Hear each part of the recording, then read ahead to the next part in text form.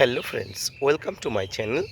দেশ এবং দেশের বাইরে থেকে যারা আজকে আমার ভিডিওটি কন্টিনিউ করেছেন, প্রত্যেককেই gardener tips with Kamal YouTube চ্যানেলে স্বাগতম। ছাদ বাগানে আমাদের সবচেয়ে গুরুত্বপূর্ণ এবং ইন্টারেস্টিং একটি ফলের মধ্যে গুরুত্বপূর্ণ একটি ফল হলো আঙুর। আর আজকের ভিডিওর আলোচনার বিষয়বস্তু কিভাবে ছোট্ট আঙুরের চারাকে প্রতিস্থাপন করবেন, ছোট্ট আঙুর চারাকে বড় করে তুলবেন, কিভাবে ছোট্ট আঙুর চারাকে গাছের প্রচুর পরিমাণ ফুল আনার বা ফল আনার জন্য গাছগুলোকে সঠিকভাবে রোপণ থেকে শুরু করে সার প্রয়োগ কীভাবে করবেন, কিভাবে গাছগুলোকে বাঁচিয়ে রাখবেন এবং বিভিন্ন ধরনের রোগাক্রান্ত অবস্থার মধ্য দিয়ে গাছকে প্রোটেক্টিভ অবস্থার মধ্য দিয়ে তুলে ধরবেন, তাই নিয়ে থাকছে আজকের ছোট্ট উপস্থাপনাটি। না স্কিপ করে কন্টিনিউ করুন।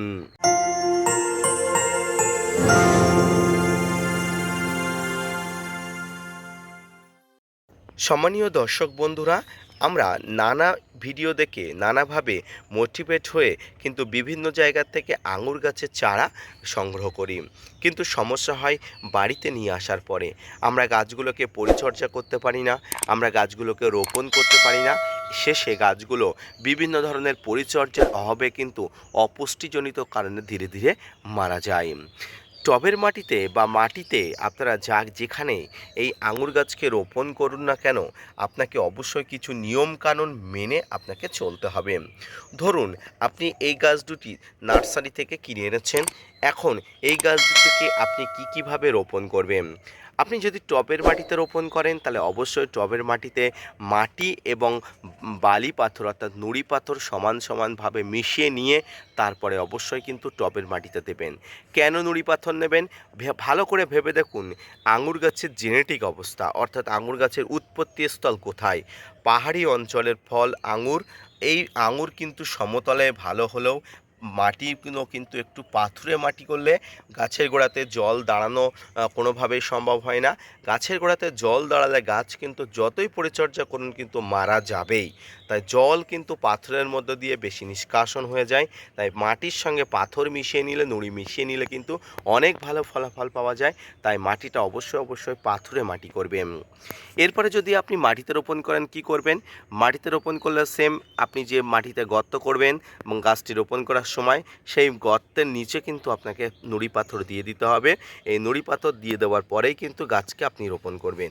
গাছ রোপণের সময় যারা নতুন ছাদ বাগানি কোনোভাবেই নতুন খাবার দেবেন না। যারা পুরনো ছাদ বাগানি তারা ভার্মি কম্পোস্ট যে সঙ্গে যে মিশ্র খাবার আছে সেই মিশ্র খাবার দিয়ে কিন্তু টবে বলুন বা মাটিতে বলুন আপনারা গাছটা রোপণ করবেন। যারা নতুন ছাদ বাগানি আছেন, গাছ রোপণ করার প্রায় 15 থেকে 20 দিন পরে গাছটি যখন স্বাভাবিক অবস্থায় ফিরে আসবে তখন আপনারা টবের মাটিতে বলুন বা মাটিতে বলুন প্রথম খাবার প্রয়োগ করবেন। খাবারের মধ্যে সেই একই খাবার, নিমখোল, শিংকুচি, হাড়গুঁড়ো, ভার্মি কম্পোস্ট, সর্ষের খোল, বাদাম খোল মিশ্রিত যে খাবার আপনার ছাদ বাগানে আপনি প্রত্যেকটি গাছের জন্য প্রয়োগ করেন ছোট থেকে বড়, সেই খাবারটি কিন্তু ছোট থেকে বড় আঙুর গাছের জন্য কিন্তু একইভাবে প্রয়োগ করতে হয়। কতদিন অন্তর প্রয়োগ করতে হয়? আপনারা 3 মাস অন্তর অন্তর টবের মাটিতে কিন্তু বা এই ধরনের মাটিতে রোপণ করা ছোট্ট আঙুর গাছগুলোকে পরিচর্যা করবেন। পরিচর্যার মাধ্যমে কিন্তু আপনার ছাদ বাগানে আঙুর গাছ কিন্তু বড় হয়ে উঠবে। অনেকে বলে আঙুর গাছে ফুল আসছে না বা ফুল আসলেও গুটিগুলো ধরছে না। দেখুন, ছাদ বাগানে আঙুর গাছে ফুল আসতে মোটামুটি 2 থেকে 3 বছর সময় লাগে।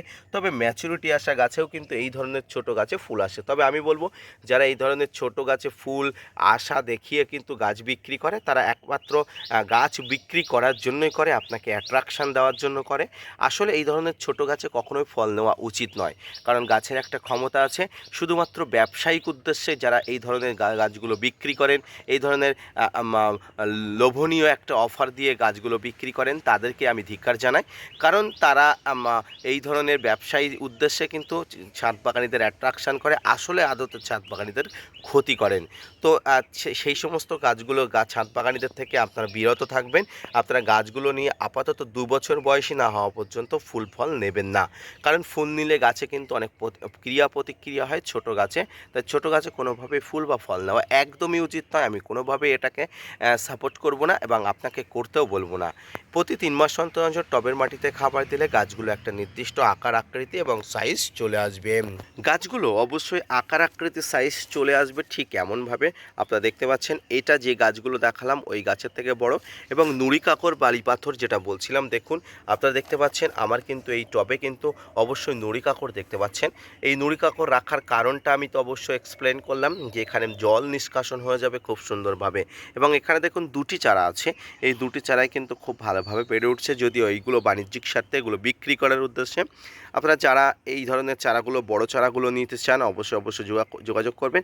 তবে এক্ষেত্রে একটা উদ্দেশ্য, যেহেতু আমার ছাদ বাগানে অনেক চারা মারা গেছে, তাই কিন্তু প্রত্যেকে আবদার করলে প্রত্যেকে কিন্তু বললে আমি দিতে পারবো না, এবং এগুলো অবশ্যই ফেড অর্থাৎ কিনে আপনাকে নিতে হবে। তো এই চারাগুলো কিন্তু এইভাবে কিন্তু পরিচর্যা করতে হয়। এই চারাগুলোকে যদি আপনি ছাদ বাগানে রোপণ করেন, 1 বছরের মধ্যে ফলন আসা সম্ভব, কারণ গাছগুলো কিন্তু অথেন্টিক চারা থেকে তৈরি, মাদার্স গাছ কিন্তু অথেন্টিক, এবং এই গাছগুলো থেকে কিন্তু 1 বছরের মধ্যে ফলন আসা সম্ভব যদি আপনি সেভাবে পরিচর্যা করতে পারেন। আঙুর গাছকে সবসময় উপর দিকে বাড়িয়ে মাচাতে তুলে দিতে হয়, গাছগুলো লতিয়ে যেতে হয় এবং ধরা বা অবলম্বন দিতে হয়। এই ধরা বা অবলম্বন পেয়ে গাছগুলো কিন্তু বেশি বড় হয়ে ওঠে। গাছগুলো ধরা বা অবলম্বন দিলে কিন্তু সবচেয়ে বেশি বাড়ে, তাই অবশ্যই আপনারা কিন্তু ধরা বা অবলম্বন প্রয়োগ করবেন। সম্মানীয় দর্শক, এইভাবে ছাদ বাগানে আঙুর গাছকে পরিচর্যা করতে হয়। এছাড়া আঙুর গাছের পাতার কিছু রোগ আছে, পাতার কিছু রোগ যাতে না হয় তার জন্য ফাঙ্গিসাইড এবং কীটনাশক প্রয়োগ করবেন। ফাঙ্গিসাইডের মধ্যে সাব ফাঙ্গিসাইড এবং কীটনাশকের মধ্যে আলফামেট্রিন 10% এসি কম্পোজিশনে যে কোনো কীটনাশক আপনি একসঙ্গে মিশিয়ে নিয়ে কিন্তু প্রয়োগ করবেন, তবে অল্প মাত্রায় প্রয়োগ করবেন। কচি পাতা এখানে কিন্তু সহ্য ক্ষমতা অনেক কম। সম্মানীয় দর্শক, আজকের ভিডিওটি এই পর্যন্ত। ছোট্ট আঙুর গাছকে এভাবে পরিচর্যা করতে হয়, এভাবে পরিচর্যা করলে আপনার ছাদ বাগানে বৃহৎ আঙুর গাছ পাবেন এবং সেখান থেকে কিন্তু অসংখ্য ফুল এবং অসংখ্য ফল পেতে পাবেন। আমার সেই মাদার্স গাছ যেখান থেকে বেবি গাছগুলো দেখালাম, সেই বেবি গাছগুলো তৈরি করা এই মাদার্স গাছ আমি কিন্তু প্রচুর পরিমাণ এখানে থেকে আঙুর পাচ্ছি বা পেয়েছি।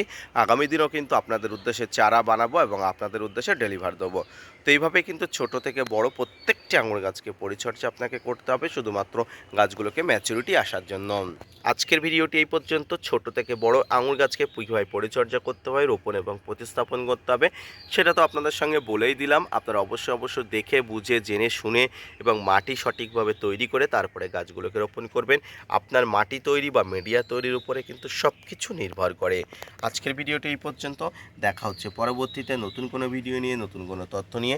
ততক্ষণ সুস্থ থাকুন, ভালো থাকুন, আর হ্যাঁ, আঙুর গাছকে সঠিকভাবে পরিচর্যা করুন, তাহলে অবশ্যই গাছগুলো বৃদ্ধি হবে এবং বড় বড় গাছের কিন্তু প্রচুর পরিমাণ ফল আসবে।